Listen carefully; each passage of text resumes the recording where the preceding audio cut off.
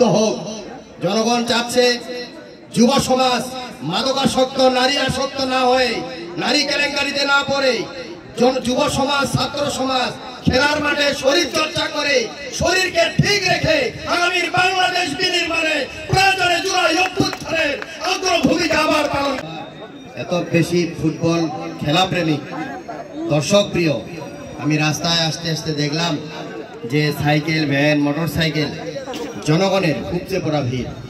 জনগণ চাচ্ছে যুব সমাজ খেলার মাঠে আসুক।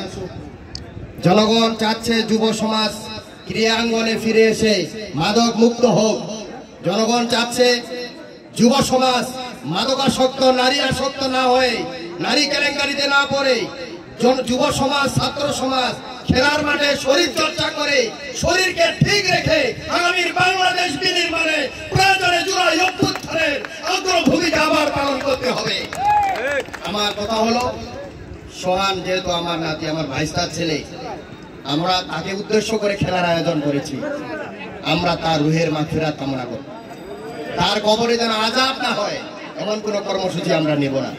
সোহানের জন্য প্রত্যেক ওয়াক্ত নামাজে আমরা দোয়া করব, সোহানকে যেন আল্লাহ তাআলা জান্নাতুল ফেরদাউসের মেহমান হিসেবে কবুল করেন। সে একটি যুবক, তরতাজা, তার অনেক খেলার পুরস্কার রয়েছে।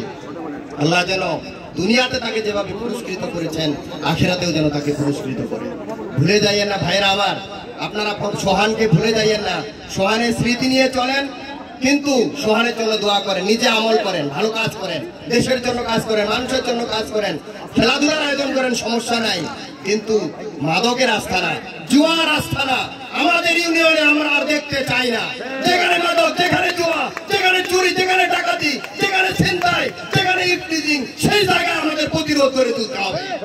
আমরা দলমত, জাতি, ধর্ম নির্বিশেষে বৈষম্যহীন বাংলাদেশ করতে চাই, ক্রীড়াঙ্গনে ফিরে আসতে চাই, মাদক মুক্ত, অশ্লীলতা মুক্ত একটি সমাজ আমরা করতে চাই।